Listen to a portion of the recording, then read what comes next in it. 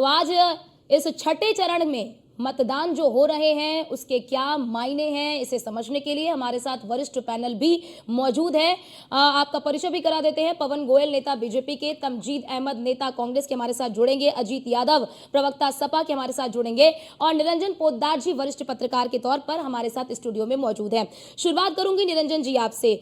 छठे चरण का मतदान चल रहा है। 2019 की अगर हम बात कर ले तो इन सीटों में से 58 सीटों में से 40 सीटें एनडीए ने जीती थी, बाकी अन्य दलों ने जीती थी। इस बार क्या लग रहा है आपको कि क्या इंडी गठबंधन एक बड़ी चुनौती पेश कर पाएंगे एनडीए के सामने?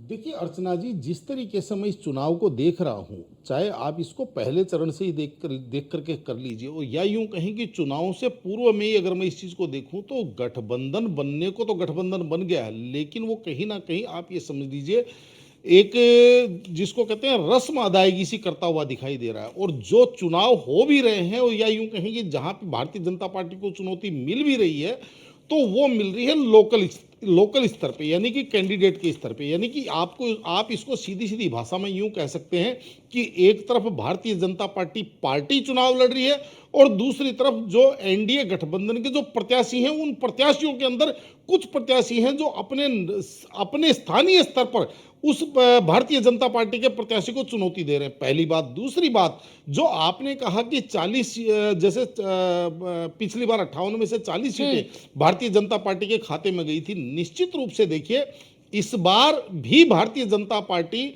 मेरा ये मूल्यांकन है कि पहली बार मैं ऐसा इस देश के इतिहास में देख रहा हूं कि 10 वर्षों के शासनकाल के बाद में किसी सरकार के प्रति कोई एंटी इनकम्बेंसी ना हो, जबकि एक नया शब्द गढ़ दिया गया है और वो है प्रो इनकम्बेंसी।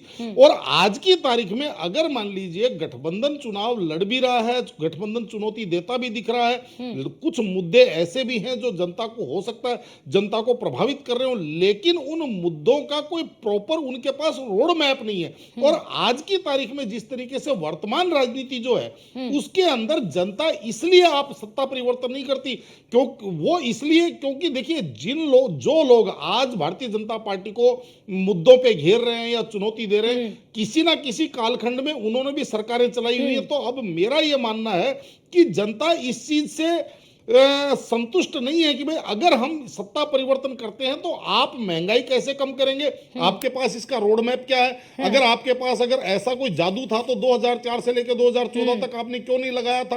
आप बेरोजगारी कैसे खत्म करेंगे? 2004 से लेकर 2014 के बीच में आपने बेरोजगारी क्यों बढ़ने दी थी? तो कहने का तात्पर्य है कि केवल इस वजह से सरकार बदल देगी जनता कि भाई महंगाई है, बेरोजगारी, क्योंकि 1972 से जनता इन सारी समस्याओं से जूझते आ रही है।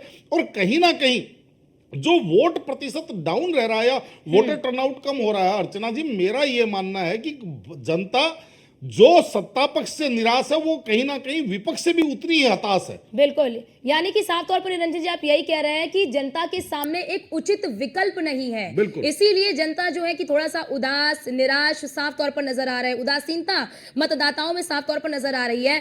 तमजीद अहमद है, प्रवक्ता है कांग्रेस के। तमजीद जी, आपने सुना निरंजन जी को, साफ तौर पर कहा, निरंजन जी ने कहा कि जनता के बीच में एक उदासीनता है।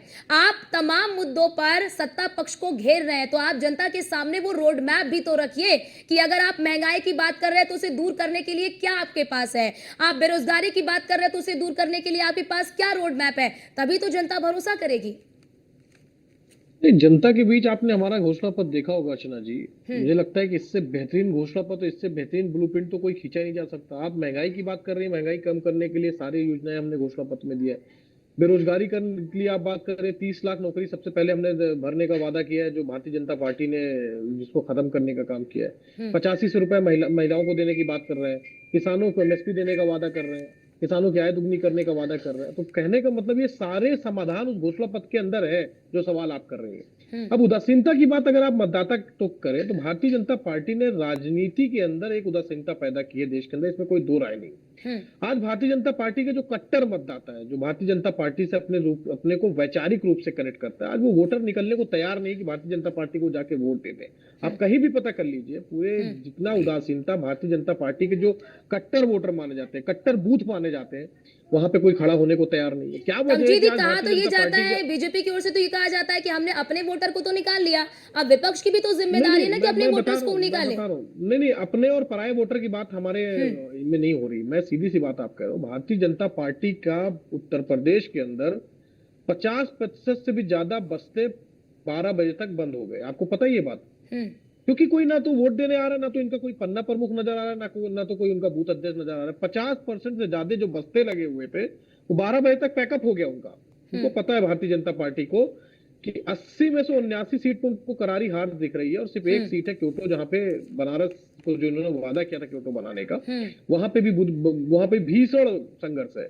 सुनने में तो ये आ रहा है कि मोदी जी बहुत जल्द 1-2 दिन के अंदर road to road, door to door प्रचार करने के लिए वहां पे भी निकल जाएंगे। तो हालत इनको पता है कि भारतीय जनता पार्टी 100 सीट भी क्रॉस करने नहीं जा रही 2024 के चुनाव में। उत्तर प्रदेश के अंदर तो ये डबल डिजिट में भी नहीं पहुंचेंगे। ठीक। तो निश्चित रूप से जो मुद्दे हम लोगों ने रखे चुनाव के अंदर, जनता ने उसको हाथों हाथ लिया, और उन सब चीजों का समाधान था जिसकी वजह भारतीय जनता पार्टी थी।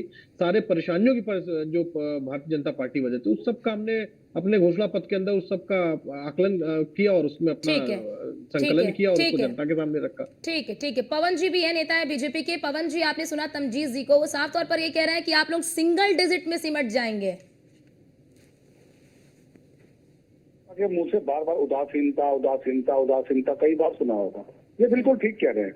आज इंडिया अलायंस या इंडिया अलायंस के गठबंधन में जितनी भी पार्टी हैं, उनके अंदर उदासीनता इतनी ज्यादा भर गई है कि जो कांग्रेस के प्रवक्ता अभी कह रहे थे ना, भारत जोड़ो यात्रा नहीं, इनको कांग्रेस जोड़ो यात्रा करनी थी। और आज ये मुकाम हो गया है कि देश भर में कांग्रेस छोड़ो यात्रा चल रही है। आप किसी भी स्टेट के लीडर उठा के देख लीजिए, हर स्टेट में कांग्रेस छोड़कर लोग जा रहे हैं। वो क्यों जा रहे हैं? कि कांग्रेस की कथनी और करनी में फर्क है।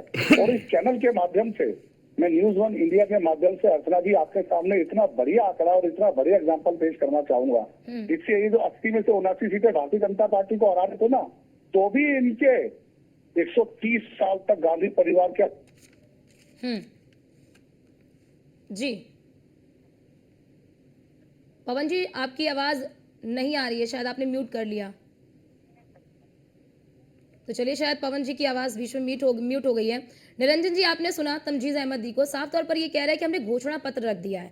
लेकिन क्या आपको लगता है कि मौजूदा समय की जो परिस्थितियां हैं, चाहे वो तमाम मुद्दे हो, चाहे वो राम मंदिर का मुद्दा जो बीजेपी की ओर से रखा जा रहा है, लेकिन क्योंकि न्यूज 1 इंडिया की टीम ग्राउंड जीरो पर जब पहुंची, जनता के बीच में गई, तो जनता के बीच में एक नाराजगी है महंगाई को लेकर, बेरोजगारी को लेकर, इन चीजों को लेकर, शिक्षा को लेकर, इस तमाम मुद्दों पर जनता में आक्रोश साफ तौर पर नजर आ रहा है। क्या आपको लगता है कि ये एक बड़ा फैक्टर साबित हो सकता है? अर्चना जी, 2 बिंदुओं पे बात करूंगा। पहली बात, जो आपने घोषणा पत्र की बात की, देखिए ऐसा है, कांग्रेस का जिस दिन घोषणा पत्र लॉन्च हुआ था, उस दिन मैंने इसको पूरी रात लगा करके मैंने इसका पूरा अध्ययन किया बारीकी से।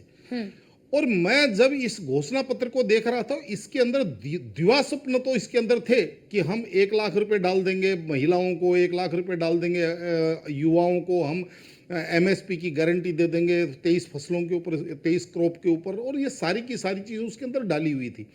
लेकिन दिवा स्वप्न में क्यों बोल रहा हूं? क्योंकि देखिए, सीधी बात आपको मैं बताऊं, जिस कांग्रेस के प्रधानमंत्री यानी कि मुखिया मनमोहन सिंह जी ने 2011 के अंदर पार्लियामेंट के अंदर कहा कि पैसे पेड़ों पे नहीं लगते, वो कांग्रेस आज ये कह रही है कि हम 22 लाख करोड़ रुपए की MSP एक झटके में लागू कर देंगे। वो कांग्रेस आज ये कह रही है कि हम देश की लगभग 12 करोड़ महिलाओं को, उसके अंदर इन्होंने 12 करोड़ लोग लगभग जो इन्होंने दिया हुआ है वो 12 करोड़ का आंकड़ा बैठता, 12 करोड़ महिलाओं को 1 लाख रुपया सालाना दे देंगे, यानी कि 12 लाख करोड़ रुपए वहां चाहिए।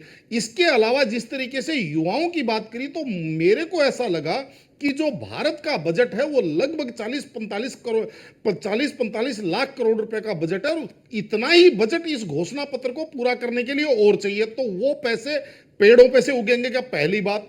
दूसरी सबसे बड़ी बात इसके अंदर एक चीज और आपको मैं बता रहा हूं, और वो ये है कि आपने घोषणा पत्र तो लॉन्च कर दिया, लेकिन आपने ये चीज नहीं समझाई कि ये सारी की सारी चीजें 2004 से लेके 2014 तक आपके पास हाँ, जब आपकी सरकार आपके पास थी। ऐसा क्या कमी रह गई थी कि आपने उस टाइम युवाओं को 1 लाख रुपए छोड़े 50,000 डाल देते, आप महिलाओं को 1 लाख छोड़ करके 30,000 रुपए साल के डाल देते। लेकिन कहने का तात्पर्य उस टाइम जो चाहे आप पेट्रोलियम पे सब्सिडी का रिवर्सल हो, चाहे तमाम सारी सारी चीजें, मनमोहन सिंह जी ने ये कह करके रिवर्सल किया था ना कि पैसे पेड़ों पे नहीं लगते। तो आज मेरे को ये चीज समझ में नहीं आई कि इस घोषणा पत्र को आप एप्लीकेबल कैसे कर देंगे, क्योंकि देखिए मैं ये बात कह दूं कि मैं आपको आसमान से तारे तोड़ करके ला दूंगा, लेकिन बिल्कुल। मेरी कैपेसिटी भी तो आपको पता होगी। यानी पहली कि बात, क्षमता के हिसाब से पहला आपने बिंदु, बिल्कुल, यानी कि क्षमता जिस हिसाब से क्षमता होनी चाहिए थी उससे ज्यादा घोषणा पत्र में जनता को लुभाने के लिए चीजें दी गई हैं। तमजीज अहमद जी, बड़ा सवाल ये भी निकलकर सामने आता है, बीते चुनाव की अगर हम बात कर ले तो बीते चुनाव में आपने देखा होगा कि 58 सीटों में से 40 सीटें एनडीए ने जीती थी और अन्य सीटों पर अन्य पार्टियों ने जीता, लेकिन उस वक्त की यूपीए को एक सीट भी नहीं मिली थी। इस बार आपको क्या लगता है कि क्या आपने ऐसा बड़ा बदलाव किया है, क्या आपने ऐसा ऐसी जमीन पे आपने मेहनत की है कि आपको लगता है कि इस बार आप अधिक से अधिक सीटों पर जीतेंगे? ये सिर्फ हम 2019 की बात क्यों करें, हम क्यों ना 2009 की बात कर ले जहां भारतीय जनता पार्टी को 8 सीट मिली थी, हम क्यों ना 1984 1989 की बात कर ले जहां भारतीय जनता पार्टी का सुपड़ा साफ हो गया था। देखिए माझी में क्या हुआ, इस पे अगर बहस करने जाएंगे तो बहुत सारी बातें जाएंगी, उससे शायद हम आप बहस भी नहीं कर पाएंगे। अच्छा चलिए, मैं सुन रहा था अभी, अर्चना जी, मैं अभी सुन रहा था पोद्दार जी को, बहुत अच्छी बातें कर रहे थे, लेकिन कहने का मतलब दुर्भाग्य ये है कि ऐसी भारतीय जनता पार्टी ने राजनीति में ऐसी रेखा खींच दी है कि पोद्दार जैसे लोगों को ये मानने के लिए विवश होना पड़ रहा है कि नहीं, राजनीति में जो वादे किए जाते हैं वो पूरे भी किए जा सकते हैं। निश्चित रूप से जो धोखा पोद्दार जी भी खाए होंगे कि 2 करोड़ रोजगार देने का वादा किया था मोदी जी ने, नहीं दे पाए, 15-15 लाख रुपए देने का वादा किया था, नहीं दे पाए, किसानों की आय दुगनी करने की वादा किया था, नहीं कर पाए, सबको पक्का मकान देने का वादा किया था, नहीं कर पाए, महंगाई खत्म करने का वादा किया था, नहीं कर पाए। तो निश्चित रूप से पोद्दार जी जैसे लोग इस चीज के लिए विश्वास कर सकते हैं कि ये हो नहीं सकता राजनीति में। लेकिन एक काम किया है पोद्दार जी, आपको पता होना चाहिए, अडानी अंबानी के लाखों करोड़ जो है लोन उन्होंने माफ कर दिए मोदी सरकार। तो जैसे अडानी और अंबानी का लोन माफ किया जा सकता है, वैसे ही गरीब जनता को भी पैसे दिए जा सकते हैं। राहुल गांधी जी ने बहुत स्पष्ट कहा है और कांग्रेस जो कहती है वो करती है। क्या किसानों का पूरा लोन कांग्रेस पार्टी ने नहीं माफ किया था? ये इतिहास में दर्ज नहीं है कि किसानों के पूरे लोन माफ कर दिया गया था? क्या कांग्रेस के टाइम में सिलेंडर जो आज 1100 मिल रहा था 400 में नहीं मिल रहा है? क्या कांग्रेस के वक्त जो पेट्रोल डीजल का दाम आज 100 और 90 पहुंच गया है, क्या वो 60 और 55 में नहीं मिल रहा था? ठीक है निरंजन जी भी जल्दी से इस पर जवाब। हाँ देखिए अर्चना जी, 2 बिंदु फिर से बन गए। पहली बात, इन्होंने जिस तरीके से पूंजीपतियों के लोन की बात करी, तो इनको ये चीज समझनी चाहिए कि आज की तारीख में जनता इतनी आज की तारीख में गांव के अंतिम छोर पे बैठा हुआ व्यक्ति भी किसी ना किसी गैजेट से अपलोडेड है, चाहे वो मोबाइल हो, कंप्यूटर हो। मेरी बात कंप्लीट होने दीजिएगा। ठीक है जल्दी। और ये जिस तरीके से भ्रमित करने की कोशिश, आप ये तनवीर जी आप ये तो बता रहे हैं, लेकिन आप ये बताइए कि ये जो भी ये लोन डिफॉल्टर है, ये लोन बंटने का कार्यकाल कब का था? ये 2014 से पहले का कार्यकाल था, उसके बाद का कार्यकाल था। जनता इस चीज को नहीं देखती। और जो एक अभी ये कह रहे थे कि 2009 की बात करेंगे, 2004 की बात करेंगे, उसका कोई मूल्य नहीं। चलिए हम अब वर्तमान की बात कर लेते हैं। अभी 3 दिसंबर को 5 राज्यों के रिजल्ट आए थे। तनवीर जी मुझे एक बात बताइए, क्या वो भारत की जनता नहीं थी? 7 करोड़ लोग राजस्थान के। ठीक है, समय की बहुत हमारे पास कमी है। आप सभी का बहुत शुक्रिया हमारे साथ जुड़ने के लिए और अपना अपना पक्ष रखने के लिए। तो अब ऐसे में देखना यही होगा कि 4 जून को जब नतीजे आएंगे तो तस्वीर साफ हो पाएगी कि किसके दावे में कितना दम है, कौन पार्टी कितनी सीट जीत रही है, किसका खाता खुलेगा, किसका खाता नहीं खुलेगा।